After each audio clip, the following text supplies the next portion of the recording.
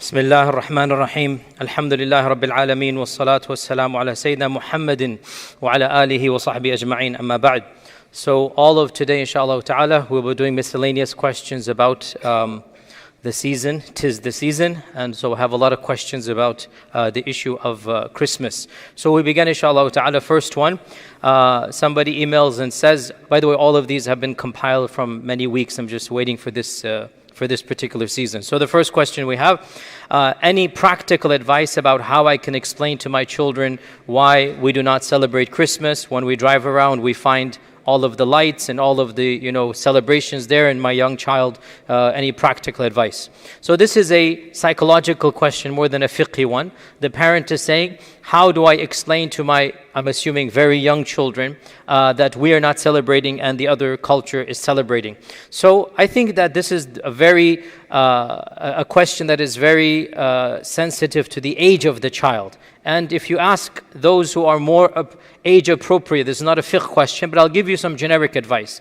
If they're very young, I think one of the best ways is Surah Al-Ikhlas, because this is a beautiful, to the point surah. We explain lam yalid wa lam yulad wa lam yakul lahu kufuwan ahad. We explain that every ummah, every nation has its rituals, has its festivals. We are Muslims, we have our 2 Eids. If they're a little bit older, we can present to them evidences from the Quran and from the Sunnah about this issue.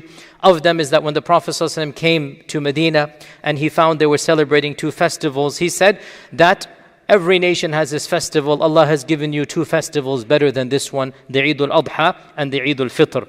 And of course, of the reasons why we do not celebrate other religious festivals is because our Prophet ﷺ said, "Man tashabbaha biqawmin fahuwa minhum." Whoever imitates a group of people will be considered to be amongst them. And imitation that is forbidden, as I have mentioned before, and I will mention it in the future as well in a detailed lecture, the forbidden imitation is to imitate the rituals of another civilization and society. This is what is forbidden to do. Something that is unique to Buddhism, to Hinduism, to Christianity, to Judaism, something that is a sign of Buddhism, Christianity, Judaism, Hinduism, we cannot take that and then make it our sign, because that is unique to that faith tradition. So Christmas is clearly something that is a fundamental ritual and a fundamental festival that is associated with a faith tradition. It is not our faith tradition. And of course, by the way, we can even tell our teenagers a little bit more than this. We can tell them that even early Christians did not celebrate this holiday. In fact, this holiday was invented in the year 320 or so CE, or 350 CE. It was first introduced by Pope Julius I. Not even something the disciples did. In fact, many Christian researchers believe that Jesus was born in the spring season, not even in the winter season anyway. So this whole, even if he was born in the winter, doesn't mean. But the point is, this festival of December 25th, in fact, this festival does not originate in Christianity. This festival is pre-Christian, and it goes back to a holiday that was found in pagan Rome that is called Saturnalia. And this holiday was to mark the winter solstice, which is basically this season right now.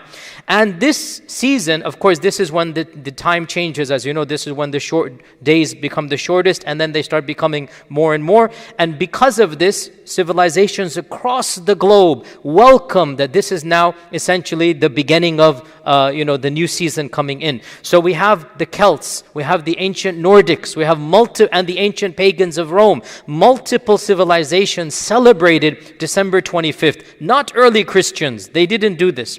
However, when the Roman emperor converted to Christianity, they adopted certain pagan festivals, because as you all know, the Roman civilization used to be pagan up until around 300 or so, when the emperor Constantine made Christianity a state religion and he himself converted to Christianity. Before this point in time, Christians were persecuted.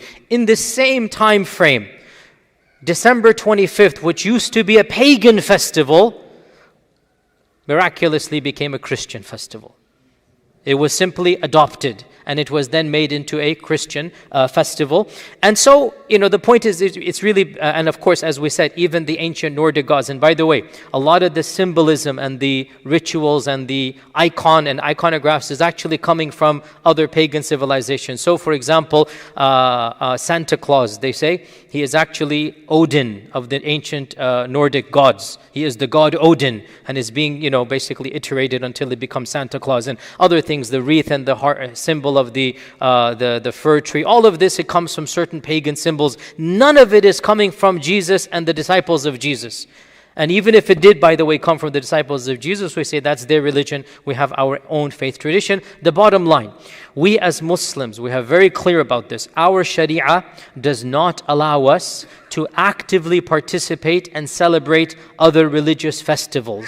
Any festival that is a symbol and an icon of another civilization, of another faith tradition, in which other gods are worshipped, we are not allowed to participate, and we are not allowed to import those icons. No Muslim should have a fir tree in their house. No Muslim should have special lights and decorations around this time frame, because لِكُلِّ قَوْمٍ عِيد. Every nation has its Eid. لِكُلٍّ جَعَلْنَا مِنْكُمْ شِرْعَةً وَمِهَاجًا. Allah is saying every one of you has their own way and their own methodology. And it's not just us, by the way.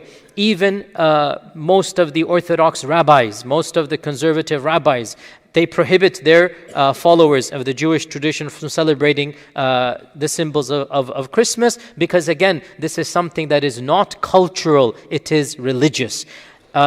These prohibitions, of course, they are separate. When they become cultural, then we can talk a different issue, and I have given other lectures, maybe one day we'll talk about them. 4th of July, for example, and other things which is no religion, you cannot apply these hadith over there, because there's no religion and there's no ibadah being done. And in my humble opinion, those types of celebrations don't come under these hadith at all. What comes under these traditions that are forbidding is when you take a festival that is a holy day, and you then adopt it, and you then follow it. This is not something that is allowed. They have their Eid, we have our Eid. And how you tell your children this best, it is psychology. I can give you generic advice. I also have 4 children, and they're at all age levels. I've tried my best. But in the end of the day, how you teach to a child is more psychological related than fiqh. I can give you generic advice, but we cannot adopt these festivals as our own. That's the easy question. Jayyid. We now move on to the more difficult ones. The second question. Sister, I don't know how to pronounce this, Marilii from Finland emails. MashaAllah, we have people watching in Finland. I've never been to Finland, but we have a sister from Finland saying that she is the only Muslim convert in her family, and all of her family gathers on Christmas, and it is the only time of the year that her family meets. She is the only convert. Apparently, from what I understand, she doesn't have a large community or whatever, and she goes online to do her fatwas, and she finds a website. I'm not going to mention it, but it is a website that I'm not too fond of in particular, and they say they have a lot of Q&A answer on that website related to Islam, but I don't personally like that website a lot. Anyway, so she goes on to this website, and she says the scholar sitting 5,000 miles away in a land very far from Finland has said that it is sinful for a convert to go to her family or his family, whatever, on the day of Christmas, because it is a pagan festival. And she is saying, if I don't go, I will be very sad, because my family has accepted my Islam and is the only time I can meet the extended family. And if I do go, I'm going to feel guilty because this fatwa has said that I'm sinful for going. And she has emailed me asking what is my opinion on this. The response to this question, what is prohibited in our religion is to worship other than Allah subhanahu wa ta'ala. Right? لا أعبد ما تعبدون ولا أن تعبدون ما أعبد. What is prohibited is to worship other than Allah subhanahu wa ta'ala. Those fatwa that you're referencing in those websites, with the respect that they deserve, they don't understand what exactly a family gathering at Christmas is. They have never interacted with a Christian civilization. They are living in a very different world than the ones we inhabit, and so their understanding is skewed. We all know that a family gathering together on the day of Christmas or the night of Christmas Eve, and they come together, is more of a family event. Generally speaking, there's zero religion. And if there is, it'll be one or two phrases at the beginning in the very religious families, and then they'll move on from that. So the claim that attending a family gathering on the night of Christmas is the same as worshipping other than Allah subhanahu wa ta'ala is a claim that can only come from somebody who is not aware of the realities of the cultures that we are living in. And of course, this is the case here. In my humble opinion, we as Muslims do not celebrate Christmas. That is true. But your case is different. You are not celebrating. Your family is gathering together, as is the culture. And she actually mentions in her email that, in fact, my family don't even believe in Christianity. And I say, even if they did believe in Christianity, it doesn't matter. You are not celebrating Christmas when you go to a family event in your mother and father's house, and they're having a family get-together, the uncles and aunts are coming, you are the only Muslim of your extended family. With my utmost respect to those scholars who say otherwise, if you're going to tell this only Muslim lady the one time she can meet her family, don't go, then you have no clue what da'wah is in the Western world. You don't understand what it means for a muhajjiba lady or a Muslim lady, a man or woman, the only one, to go and act in a positive manner, show them the beauty of Islam, humanize Islam to your uncles and aunts and second cousins and third relative. Nobody's going to come together on this day from all over, except on this day, And the one day the family is going to come, somebody 5,000 miles away says, oh, it is haram for you to go. No, it is not haram for you to go. Not at all. You are not celebrating Christmas. You are going to fulfill the ties of kinship. That's your niyyah. Make that your niyyah. I'm going to meet my extended family on the one day where the whole family comes together. Now, if your family is going to do a religious ritual before the meal, they're going to invoke a prayer, they're going to say something. At that point in time, you step back, you excuse yourself. Beforehand, you tell them, look, because I'm a new, convert or whatever, I'm not going to participate, if you know them. In this case, she is saying there is no religion whatsoever.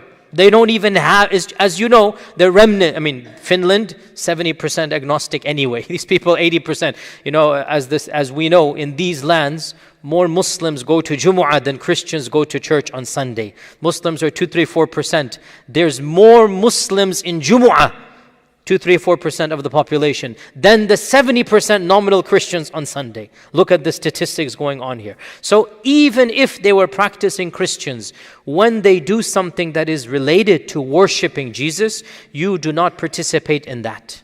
After they're done with that, to sit on the table, to eat with them, to be happy with them, obviously you do not drink haram, you do not do anything. Obviously you avoid anything that is haram to consume, pork or anything. But other than that, your participation in the family festival does not constitute worshipping other than Allah subhanahu wa ta'ala, and there is no hint of servitude to other than Allah in a generic festival of this nature. So make your niyyah to give da'wah, and by da'wah I don't mean you have to pass pamphlets out to your family. I mean your presence, your dignified presence, your akhlaq, your manners. Whoever you were pre-Islam, they're going to see a new you.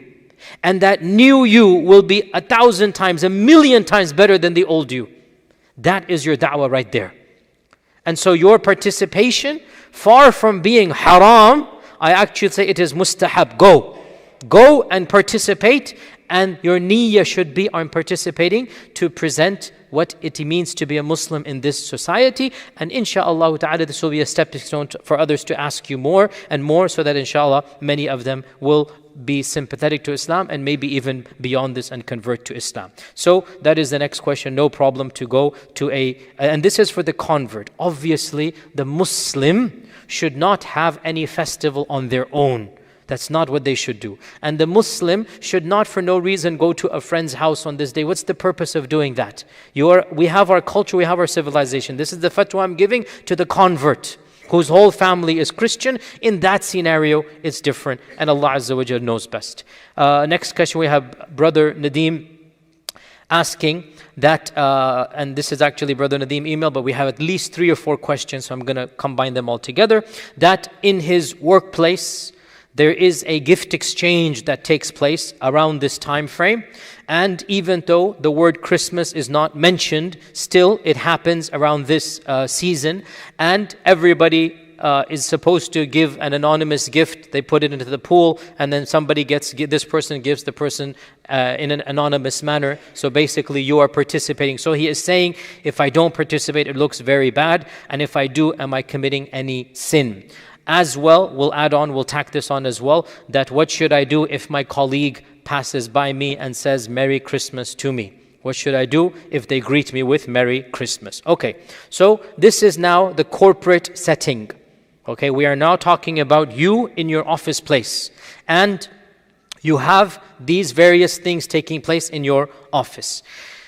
Once again, we need to look at إِنَّمَا الْأَعْمَالُ بِالنِّيَّاتِ and what is going on. What is going on with this gift exchange? Is there any hint of worshipping other than Allah subhanahu wa ta'ala?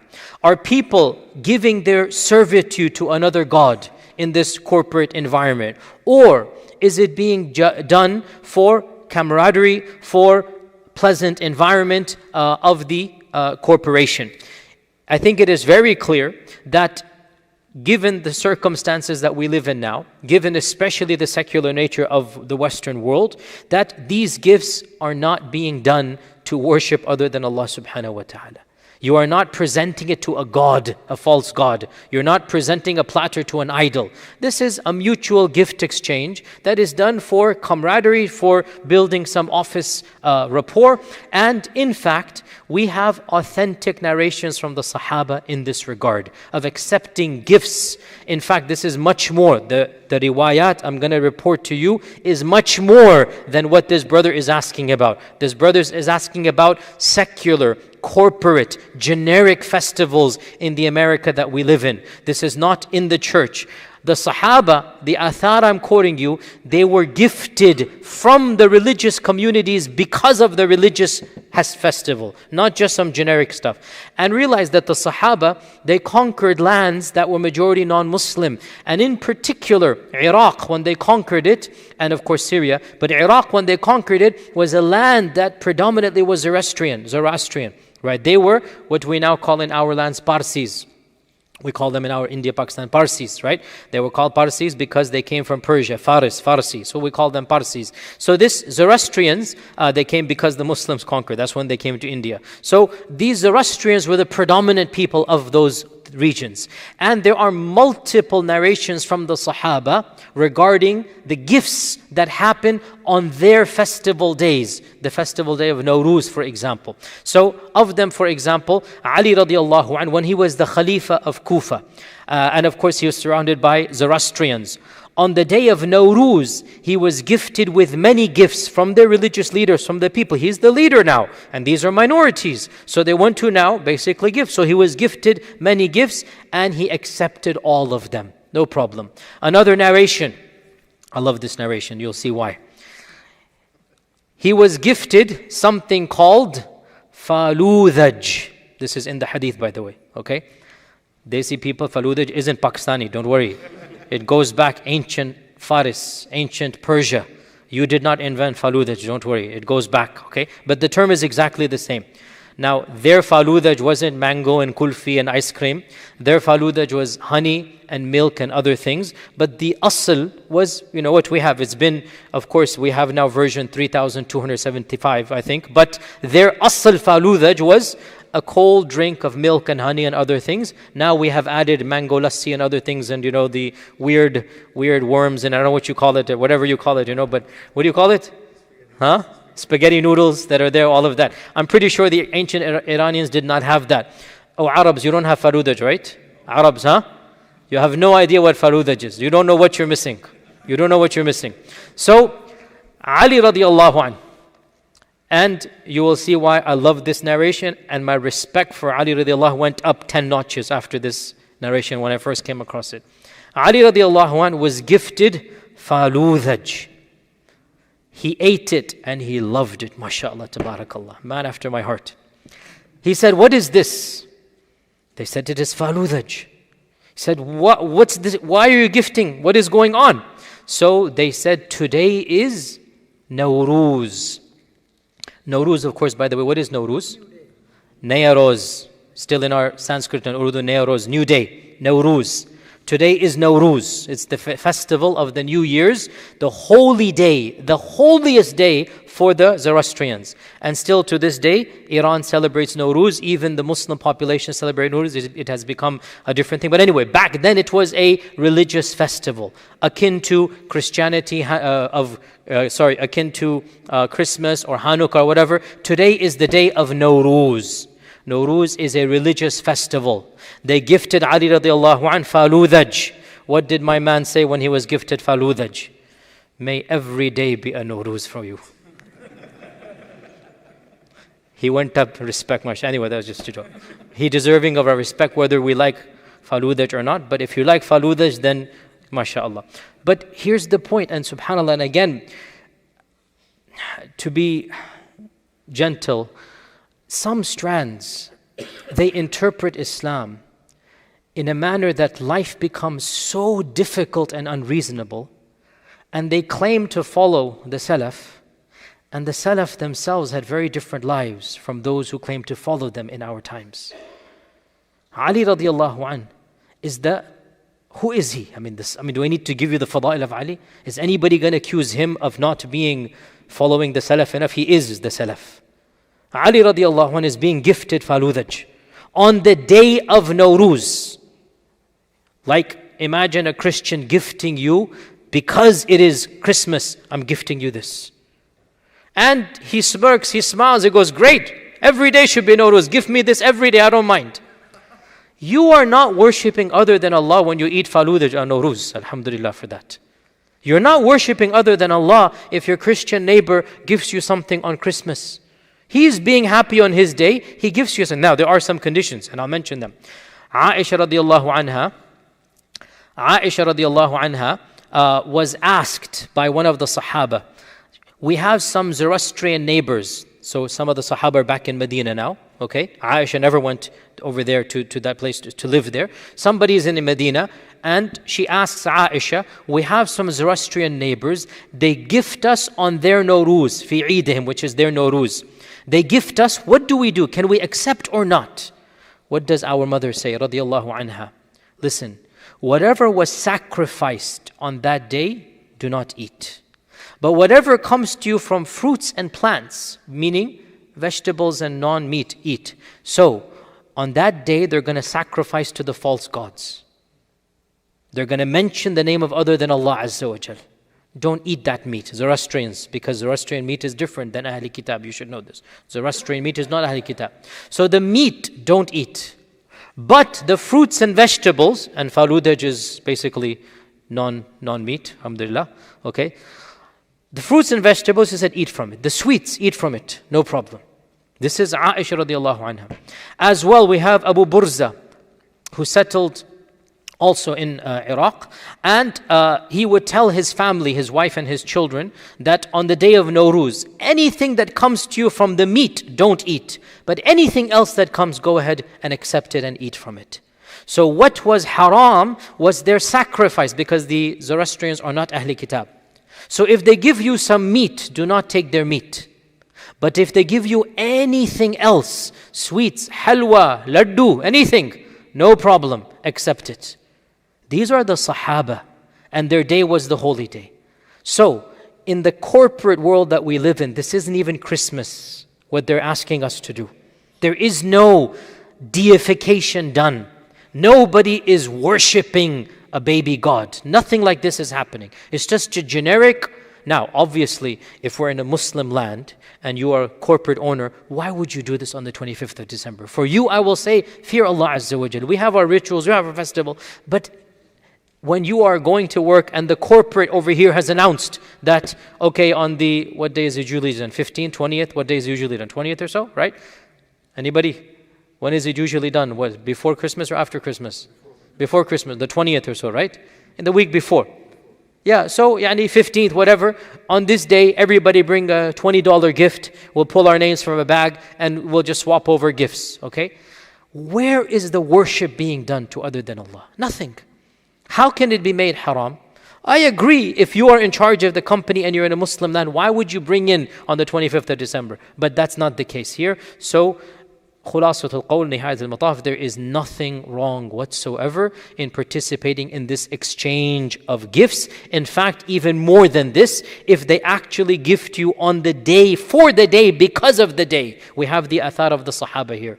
You can accept, and then when your turn comes, you gift them back. When it's the day of Eid, I actually encourage all of you on the day of Eid to bring something special for your colleagues, to bring something extra. This is a means of da'wah. Nobody can say no to some baklava.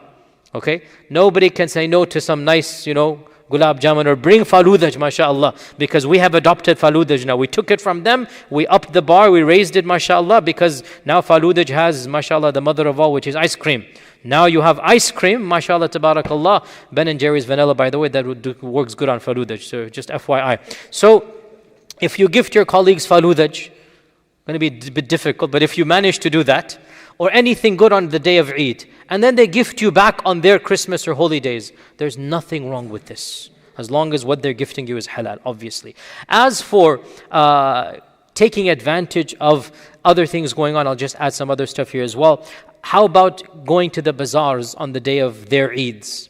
Okay? How about going to their shopping malls and taking advantage of sales? How about that? Imam Ahmad was asked about going to the bazaar on the day of the Christian celebrations. And by the way, in all civilizations, the bazaars have extra on these days of celebration. This is human culture, correct? It's human culture. When you're in India, Diwali, the bazaars are doing that. When you're in, the Zoroastrian places, Nowruz. When you're in these lands, Thanksgiving. What is human nature? When you're in Pakistan, the days of Eid, buy one, get three free in Pakistan every time, then you still bargain for the fourth one free. Anyway, so the point being that it's human nature. Where there is a holy day, there's going to be bazaars that are offering concessions. Imam Ahmad was asked, can we go to the bazaars of the Christians on their holy days? And he said, if he is going to the bazaar and he doesn't go to the church, that is not a problem. And Imam Ahmad was on the more stricter side of the madhahib in this, but even he's like, what's the big deal? You're going to the bazaar, you're taking advantage of the shopping, you're not getting involved in the worship, you're not going to the church on the holy day. And even Shaykh al-Islam ibn Taymiyyah, who generally speaking is one of the strictest ulama when it comes to celebrations, and I have no problem with that opinion, but do realize there are other opinions as I'm going to mention. But even Shaykh al-Islam ibn Taymiyyah, he was asked about buying on the holy days of the Christians and whatnot, and he said that no problem, you can purchase from them on their holy days, but he did add, you should not sell to them things that they're going to use for their festivals. So they're going to do something that's going to be in their worshipping other than Allah, you should not sell it to them. So that's with regards to taking advantage of sales and whatnot, no problem. As for congratulating them, this is a much more detailed question. I'm going to summarize it. Maybe one day I'll give a longer answer. And I have given a longer lecture. You will find it online. But to summarize, there is nothing explicit in the Quran or the Sunnah or any of the four Imams or any of the early scholars in this regard. One of the earliest scholars to write a treatise, or I should say have a detailed discussion about this, is Ibn al-Qayyim in his famous book Ahkam Ahl al-Dhimma, or the rulings of the people of Dhimma. And he made a very famous remark there, which is now well known and a lot of people quoted, in which he very, very strongly prohibited congratulating the non-Muslims on their days of holy days, on their days of celebration. And he said a phrase here, to congratulate them on their holy days is worse than congratulating them for a major sin, like drinking alcohol or like murder. So to congratulate them for committing a sin, he is saying to congratulate them on their holy day because of their holy day, it is a bigger sin than to congratulate them for a sin that they do. Now, by the way, because of this, people don't read Arabic or don't understand it. Some neophyte said in a lecture, to say Merry Christmas is worse than murder. And this is the position Ibn al-Qayyim, he said. And nothing could be further from the truth. And this guy's video went viral. The right took a hold of it and this and that, and just you don't understand fiqh and usul al-fiqh and aqidah, and you start giving fatwas, this is what happens. Ibn al-Qayyim never said that. Ibn al-Qayyim said what I had explained. And even that is one opinion, and I respect that opinion. It is a great scholar, he has the right to say that, but that is one opinion. There are other opinions as well. And if you look at the fatwa of so many modern councils, the European Council of Fatwa and so many, they disagree with this fatwa. And the reason is very simple. See, here's the illah, here is the cause. When you congratulate somebody for their holy day, do you mean to congratulate them for worshipping other than Allah? If you do, then Ibn al-Qayyim's fatwa is at its place. If your intention is, or if your paradigm is that, yes, you're worshipping other than Allah, yes, good, mabruk to that, congratulations, more power to you, then Ibn al-Qayyim's fatwa is 110% accurate. How can you congratulate somebody for worshipping other than Allah? But see, here's the point. When you say congratulatory phrases, positive phrases, is that what is implied? That is the issue of controversy between Ibn al-Qayyim and between many other scholars of our times. When you go and you say some generic greeting, okay, even if you say the phrase, Merry Christmas back unto you, if he comes in and says Merry Christmas, and then you say, oh, Merry Christmas to you as well. Even though I'm going to say we shouldn't say that at the end. But I'm saying even if you said it, blunt question, in the context that we live in, will anybody understand from you that you are congratulating them for worshipping other than Allah? Is this the understanding of the phrase? No. What is the understanding? Just a greeting. And this is the paradigm that so many other ulama of our times. By the way, you will find very little classical discussion on this, only a few. And also, this must be said, most of these fatwa are in the context of a Muslim-dominant Islamic land, where the dynamics are very different.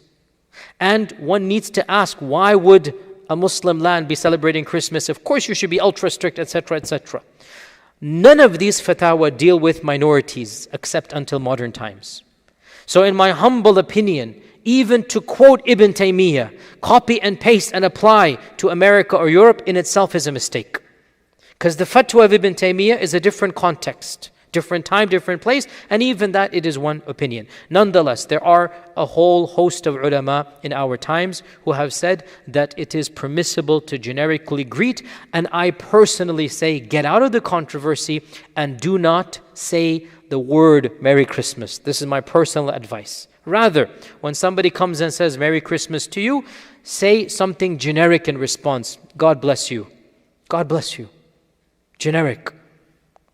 May Allah bless you with hidayah, with iman, with Islam, with good health. You can make dua for the non-Muslim, right? God bless you, okay? Or something generic of this nature. There should be nothing wrong with this. Allah says in the Quran, وَإِذَا حُيِّيتُم بِتَحِيَّةٍ فَحَيُّوا بِأَحْسَنَ مِنْهَا. When somebody comes and greets you, greet him back with a better greeting. Or at least return the same greeting. This is a generic verse. So if somebody says good morning, you say good morning to you as well. Somebody says good afternoon to you as well. Somebody says Merry Christmas. In my humble opinion, even though I do not say it is haram, by the way, I want to be very clear. Still, just to get out of the controversy, don't say back Merry Christmas. Just say, may God bless you. God bless. Or happy seasons or something of this nature. And conclude this question. We have one more question after this. Conclude this question. Ibn Abbas said, if Fir'aun said to me, Rahimakallah, I would say, may Allah have mercy on you as well. If Fir'aun were to make a dua for me, I would say, back unto you, may Allah also have mercy on you. Yani, what's wrong if Fir'aun were alive, meaning? And he said this to me, why can't I respond even to Fir'aun with a similar thing? So there's nothing wrong with giving a generic response back, and it does not imply any type of servitude to other than Allah subhanahu wa ta'ala. Our final question for today. What is the verdict on attending gatherings or meetings or office parties where there is alcohol? What is the verdict on going to these types of occasions where there is alcohol? Response: the consumption of alcohol is something that we all know is completely forbidden in our religion. Our Prophet ﷺ has called it the mother of all evil or the source of all evil, and it is a tool of shaitan. We all know that in this country, one of the leading causes of liver cancer, heart disease, even other types of cancer, in fact almost 100,000 deaths in North America alone, is because directly of alcohol, and it is one of the leading causes of preventable death in this country, by the way. One of the leading causes of preventable death is the consumption of alcohol. Its harms are well known, and it is because of this that the Sharia has not just forbidden drinking alcohol, the Sharia has also forbidden anything related to it, such as transporting, buying, selling, witnessing the transaction. These are all called preventative measures, sadd al-dhari'ah. When something is haram, Allah Azza wa Jal makes the things leading to it haram as well. Obviously, the level of hurma, of the things leading to it, is not the same as the level of itself. You understand this point? And that's what we're going to come to now. When something is haram, the avenues that lead to it also become haram, but those avenues are not as sinful as the haram itself, obviously. And this is called in the Sharia, saddu dhara'i', cutting off the doors to this avenue. And one of those prohibitions when it comes to alcohol is to sit at a table where alcohol is served. Hadith is in Musnad Imam Ahmad. It is Hasan, which is acceptable. It's not Sahih, it's not Da'if. It is a Hasan hadith that the Prophet ﷺ said, whoever believes in Allah and the last day should not sit at a table where alcohol is passed around. Yudaru alayha al-khamr. Okay, so one should not sit at a table where alcohol is being passed around. This is a hadith in Musnad Imam Ahmad. And this is the default position, that a person should avoid sitting at a table where alcohol is served. And one should try to get out of this as much as possible. Now, this is the default. The problem is that this default becomes very difficult, or at times logistically impossible, in the world that we live in. And I have asked over a dozen mentors and teachers of mine and peers of mine this particular issue. These are one of the questions that are on my mind, and I ask many people.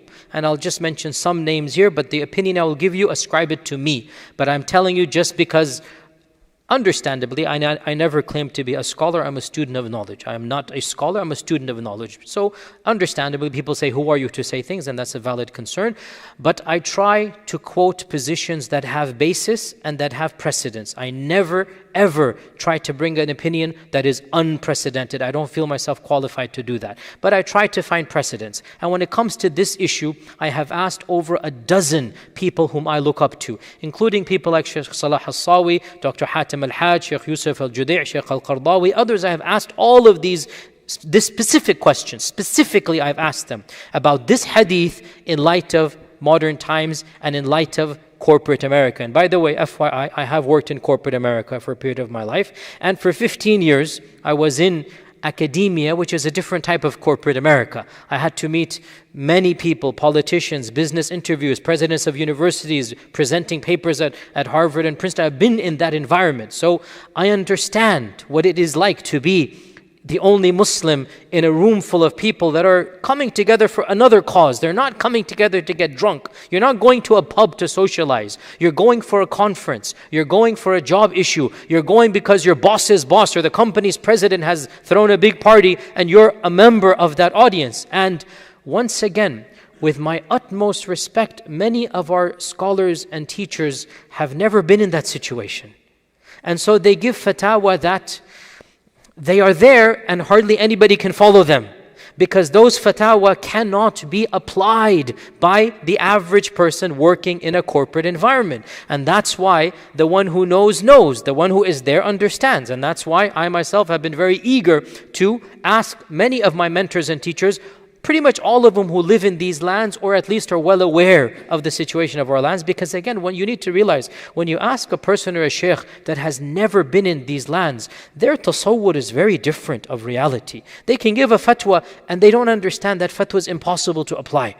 Always go to people who live in your lands for your scholarship, especially for these minutiae issues. And as I said, I've asked over a dozen. To be brutally honest, I think it might be 24, because I've been talking about this these are some of the issues I always discuss with my peers and my mentors.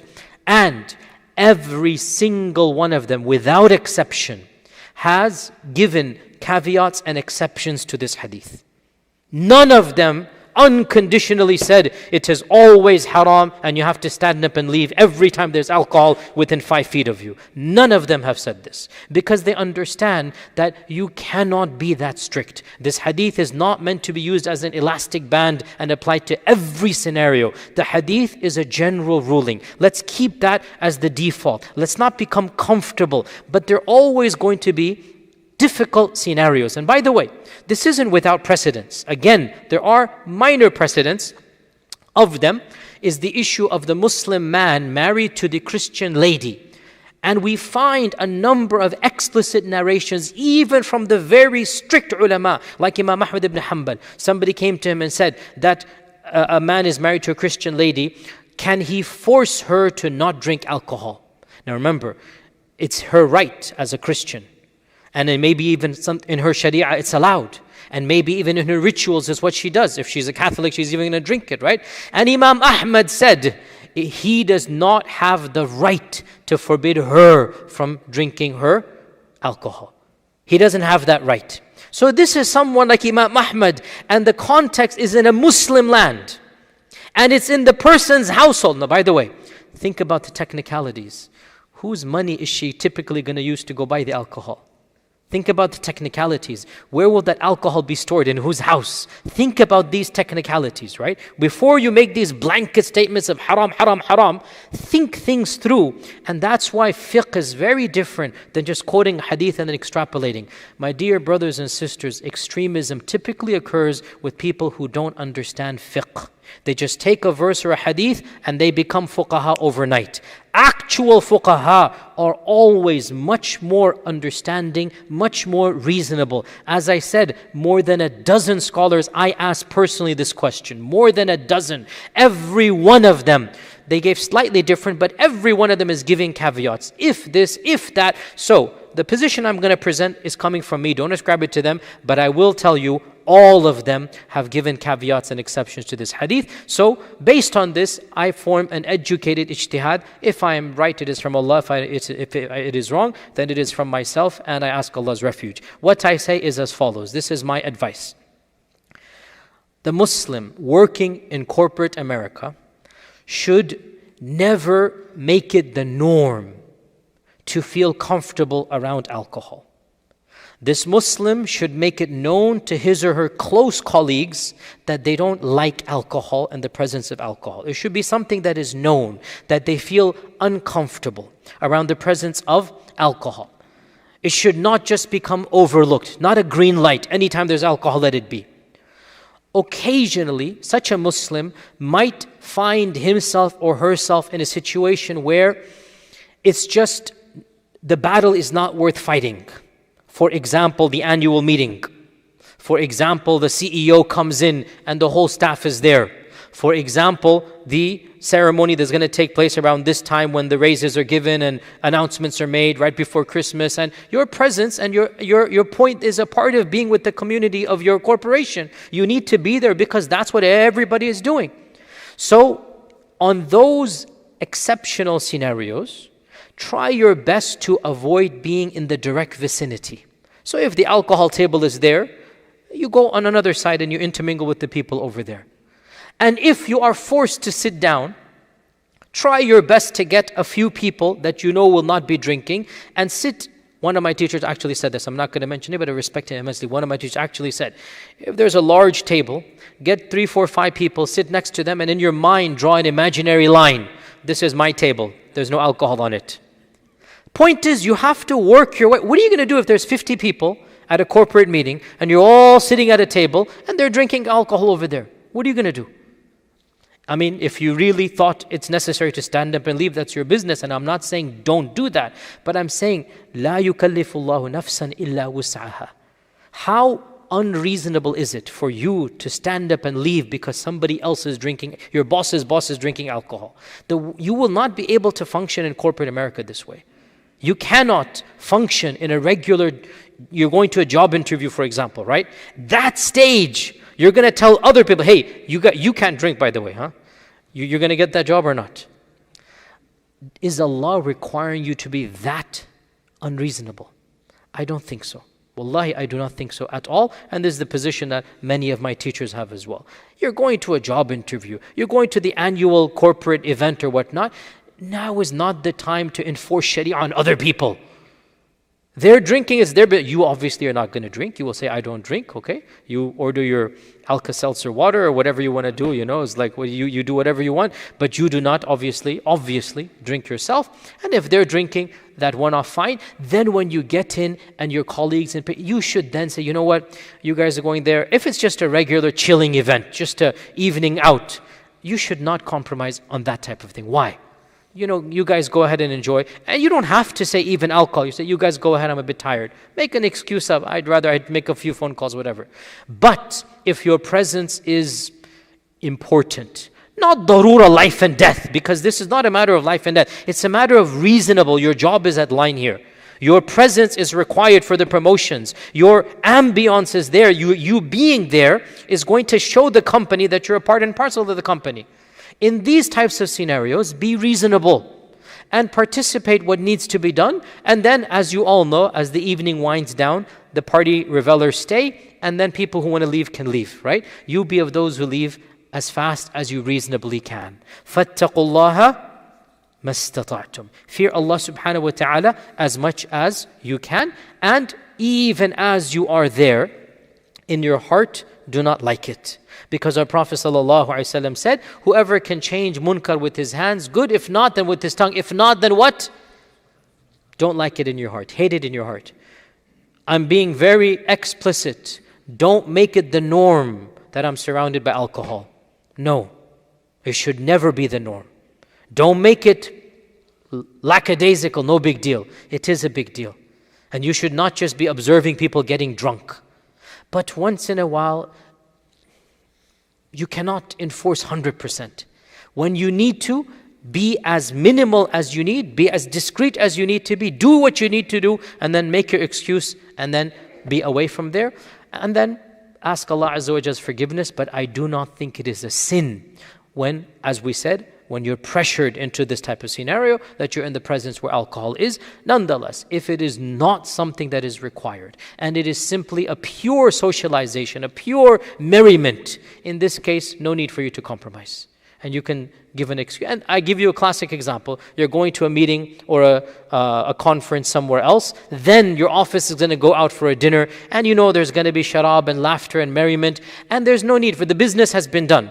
Right? The meeting has been done. Now, we're not talking about a business meeting with a client where you have to be, again, be sensible. You all know the difference. When your office colleagues are just going to chill because the company tab is paying for it, right? No need for you when you know there's going to be alcohol. You're not going to lose your job if you don't show up to that thing. No big deal. And give an excuse if you want. You don't have to say, because I am a Muslim, I'm not going to. If you want to, it's case by case. If you don't have that authority, make an excuse. I'm feeling tired. I have to make a few phone calls. I'll see you guys tomorrow. Simple as that. And then be away from there. But if you do need to go for reasons that you know best, for your job's sake, in my humble opinion, it is not haram, and the hadith will not apply to you. Final point, one of my teachers made a very good point. One of my mentors, he said a very good point. He said one needs to look at the context of this hadith. What is the context of this hadith? A group of Muslims sitting and drinking alcohol for the point of getting drunk. Yudaru alayhi al-khamr. Means khamr is being passed around.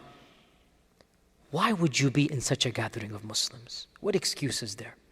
One of my teachers said, this hadith needs to be understood as silent approval of other Muslims getting drunk. You shouldn't be there. You cannot just copy and paste and apply it to a corporate setting where your non-Muslim colleagues are drinking a cup or two with their meals. They're not even getting drunk because they're not supposed to technically, as you know. They're not even doing that. It's just what they're doing on the side. So Allah Azza wa Jal knows best. The fatwa that I have given based on years of research and asking many of my colleagues and mentors, avoid it as much as possible. Don't make this the norm. Your colleagues should know that you feel uncomfortable around alcohol. But when push comes to shove and you're in a situation where you kind of sort of, for the greater good of your job and career, you have to be in there, do the bare minimum, do what needs to do, try your best to take reasonable precautions, try your best that alcohol is not immediately around you if you're able to do that. And if you're not, for example, a job interview with the boss that's going to hire you, it's you and that boss, and you're on one table, what are you going to do? You go to the job interview, tell your boss, your future boss, I'm sorry, you cannot drink. Let's be real here. You're not going to get that job. And we fully understand why. Because you're not somebody the company can work with. If you're going to enforce your policy on other people, that's not going to work, right? So the wise person uses the right time and place, and in my humble opinion, that's not the right time and place in the job interview to demand that your boss doesn't drink or whatnot. And so if that is the case and that is happening, ask Allah's forgiveness, try your best to be as minimal as possible, do what needs to be done, and then remove yourself from that. And insha'Allah ta'ala, there will not be a sin on you if you hate it in your heart. And with that, insha'Allah ta'ala, we conclude for today, and tomorrow will be our class. Jazakumullah khair. Assalamu alaikum wa rahmatullahi wa barakatuh.